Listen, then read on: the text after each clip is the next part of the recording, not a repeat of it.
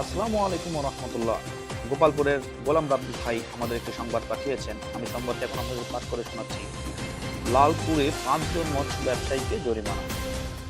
নাটোরের লালপুর সড়ক ও ফুটপাতে অবৈধ মাছের বাজার বসিয়ে ব্যবসা পরিচালনা করার দায়ে 5 মাছ ব্যবসায়ীকে 47,000 টাকা জরিমানা ও 18 কেজি ইলিশ জব্দ করেছে ভ্রাম্যমাণ আদালত।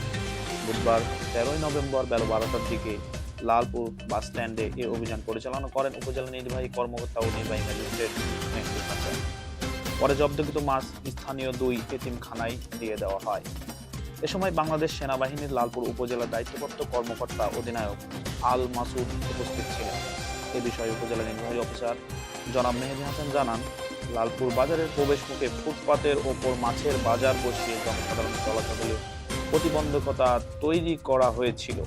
অভিযান চালিয়ে 5 ব্যবসায়ীকে টাকা জরিমানা করা হয়েছে। জনস্বার্থে এ অভিযান নিয়মিত অব্যাহত থাকবে বলে জানিয়েছেন তিনি। ধন্যবাদ।